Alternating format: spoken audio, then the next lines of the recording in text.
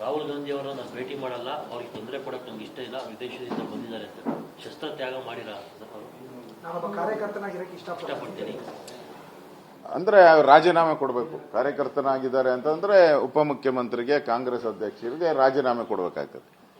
ಅದೇ ಇಂಟೆನ್ಷನ್ ಅಂತ ತಿಳ್ಕೊಂಡಿದ್ದೀನಿ. ಕಾರ್ಯಕರ್ತ ಅಂದ್ರೆ ಅದೇ ಪದವಿಗೆ ರಾಜೀನಾಮೆ ಕೊಟ್ಟು ಕಾರ್ಯಕರ್ತರಾಗಿರ್ಬೇಕು. ಮಾಡ್ಲಿ, ಸಂತೋಷ. ಸಿದ್ದರಾಮಯ್ಯನವರು ಅಧಿಕಾರ ಬಿಡಲ್ಲ, ಅಧಿಕಾರ ಕೊಡಲ್ಲ, ಬಿಡಲ್ಲ.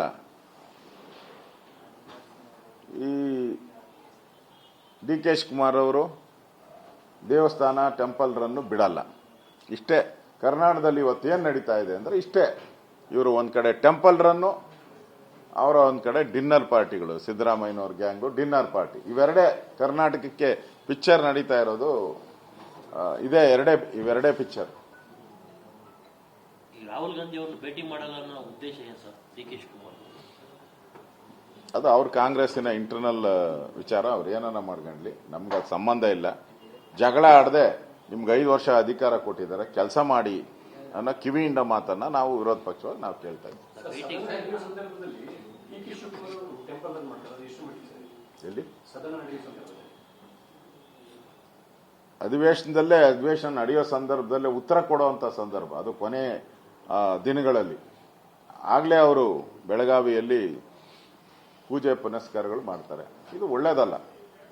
ಪೂಜೆ ಪುನಸ್ಕಾರ ಮಾಡಬೇಡಿ ಅಂತ ಹೇಳಲ್ಲ, ಅದು ಅವ್ರ ಧರ್ಮ ಮಾಡುವಂಥದ್ದು. ಆದರೆ ಅಧಿವೇಶನ ನಡೆಯುವಂಥ ಸಂದರ್ಭದಲ್ಲಿ ಜನಪ್ರತಿನಿಧಿಯಾಗಿ ನೀವು ಕೆಲಸ ಮಾಡಬೇಕು.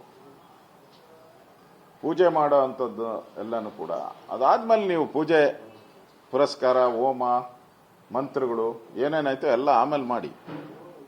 ಇದು ಒಳ್ಳೆ ಸಂಪ್ರದಾಯ ಅಲ್ಲ. ಜನರ ತೆರಿಗೆ ಹಣದಲ್ಲಿ ನೀವು ಅಧಿವೇಶನ ನಡೆಸೋದು. ಸುಮಾರು 20-30 ಕೋಟಿ ದುಡ್ಡು ಖರ್ಚಾಗ್ತದೆ. ಅಂತ ಸಂದರ್ಭದಲ್ಲಿ ಎಲ್ಲ ಮಂತ್ರಿಗಳು ಪ್ರೆಸೆಂಟ್ ಇದ್ದು ರಾಜ್ಯದ ಜನತೆಗೆ ಉತ್ತರ ಕೊಡಬೇಕು. ಕಾಮಗಾರಿಗಳ ಬಗ್ಗೆ, ಅಭಿವೃದ್ಧಿ ಬಗ್ಗೆ ಉತ್ತರ ಕೊಡಬೇಕು. ಅವ್ಯವಹಾರ ಆಗಿರೋದ್ರ ಬಗ್ಗೆ ತನಿಖೆ ಮಾಡಬೇಕು. ಇದ್ಯಾವುದೂ ಇಲ್ಲ.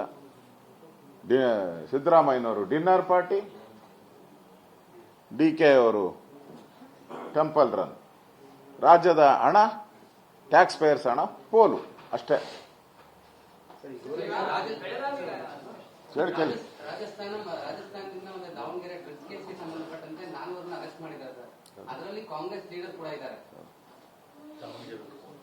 ದಾವಣಗೆರೆ ಡ್ರಗ್ಸ್ ಕೇಸ್ ಇದ್ದಾರೆ, ಅದರಲ್ಲಿ ಕಾಂಗ್ರೆಸ್ ಲೀಡರ್ ಕೂಡ ಅರೆಸ್ಟ್ ಆಗಿದ್ದಾರೆ.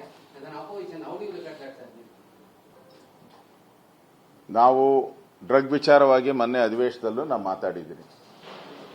ಕಳೆದ ಬಾರಿ ಮೈಸೂರಲ್ಲಿ ಸಿಕ್ಕಿದಾಗೂ ಕೂಡ ರಿಂಗ್ ರೋಡಲ್ಲೇ ಇದೆ ಫ್ಯಾಕ್ಟ್ರಿ, ಡ್ರಗ್ ತಯಾರು ಮಾಡೋ ಫ್ಯಾಕ್ಟ್ರಿ.